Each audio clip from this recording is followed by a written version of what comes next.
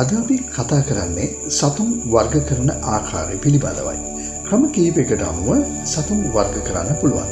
සතුන් ගන්නා ආහාර අනුව, එසේම සතුන් එහා මෙහා ගමන් කරන ක්‍රම අනුවත්, සතුන්ගේ ශරීර ලක්ෂණ අනුවත්, වාසය කරන ස්ථාන අනුවත් සතුන් වර්ග කරන්න පුළුවන්.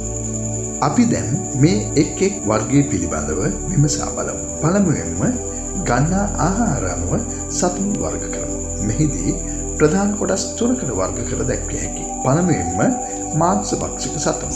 සතුන් සහ සතුන්ගේ කොටස් ආහාරයට ගන්නා සතුන් මාංශ භක්ෂක සතුන් නමින් දිවියා, නරියා, කබරගොයා, තලගොයා, පිඹුරා, නාගයා, පිලිහුඩුවා, කැහිබෙල්ලා, බස්සා උදාහරණ ලෙස දැක්විය හැකියි. දෙවැනි වර්ග කිරීම ශාක භක්ෂක සතුන්. ශාක සහ ශාකවල කොටස් ආහාරයට ගන්නා සතුන් ශාක භක්ෂක සතුන් යටතට ගැනෙනවා. බැටළුවා, දඬුලේනා, අලියා, හාවා, බූරුවා, පැස්බරා, අශ්වයා, කැංගරුවා උදාහරණ ලෙස දැක්විය හැකියි. තුන්වෙනි වර්ගයේ සර්ව භක්ෂක සතුන්. ශාක සහ ශාක කොටස් මෙන්ම සතුන් සහ සත්ත්ව කොටස් යන දෙවර්ගයේම ආහාරයට ගන්නා සතුන් සර්ව භක්ෂක සතුන් යටතට ගැනෙනවා. වේයා, කකුළුවා, කටුස්සා, කපුටා, කැරපොත්තා උදාහරණ ලෙස දැක්විය හැකියි. අපි දැන් දෙවන වර්ග කිරීම කරමු. ඒ කියන්නේ සතුන් එහා මෙහා ගමන් කරන ක්‍රම අනුව වර්ග කරමු. මේ කොටසත් තවත් කොටස් පහකට බෙදා දක්වන්න පුළුවන්.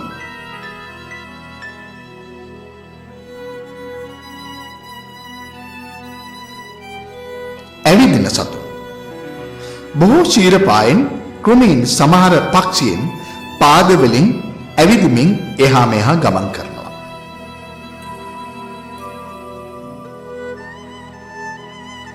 බඩගා යන සතුන්. උරග ගණයට අයත් වන සතුන් මෙම කාණ්ඩයට අයත් වෙනවා. ඔවුන්ගේ සමහර සතුනට පාද නොමැති අතර සමහර සතුනට කෙටි පාද තිබෙනවා. පිහිනන සතුන්. ජලයේ වාසය කරන්නා වූ සතුන් පිහිනන සත්ත්ව කාණ්ඩයට අයිති වෙනවා. පැන පැන එහා මෙහා ගමන් කරන සතුන්.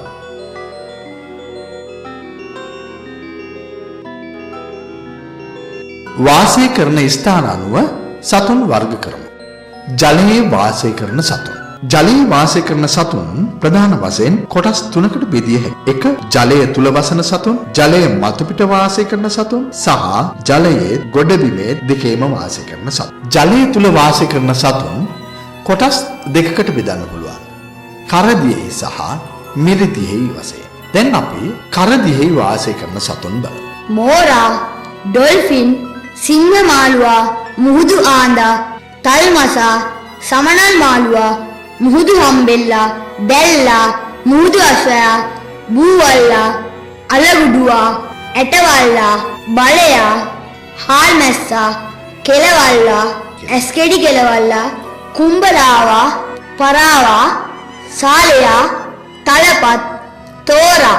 මිරිදියෙහි වාසය කරන සතුන්. ගුරාමියා, පිරන්හා, බුලත් හපයා, කාවයියා, දෙපුල්ලියා, දුම්බර පෙතියා, කොලකණයා, ඉරිහඳයා, පුලුට්ටා, මගුරා, ගල් පාණ්ඩියා, අශෝක පෙතියා, කොරලියා, අබිරාවා, දණ්ඩියා, මඩකරියා, වලයා. ජලයේ මතු පිට වාසය කරන සතුන්. හංසයා, පාත්තයා, තාරාවා, දියකාවා. උභයජීවී ජීවිත කාලය සම්පූර්ණ කිරීම සඳහා ජලය සහ ගොඩබිම අත්‍යවශ්‍ය කරන සතුන් උභයජීවීන් නමින් හඳුන්වනවා. සලමන්දරා, ගෙම්බා. ගෙම්බාගේ ජීවන චක්‍රය. ගෙම්බා ජලයේ ආශ්‍රිතව බිත්තර දමන අතර ඒවා ජල්ලිමය ආවරණයකින් වට වූ බිත්තර කැබලි වේ. බිත්තර පිපිරීමෙන් පිටවන ඉස්ගෙඩියා ජලයේ පිහිනීමේ හැකියාව ඇති කරමන් වලින් ශ්වසනය කරන සතෙකි. ජලයේ පිහිනා යෑම සඳහා ඉස්ගිරියාගේ ශරීරයේ අනාකූල හැඩය උපකාරී වේ. උගේ ආහාරය ජලජ ශාක වේ. ජලයේ තුලදී සිදුවන රූපීය මෙන්ම කායික වෙනස් වීම ශ්‍රේණියකින් පසුව ඉස් ගෙඩියා වැඩුණු ගෙම්බක බවට පත් වේ.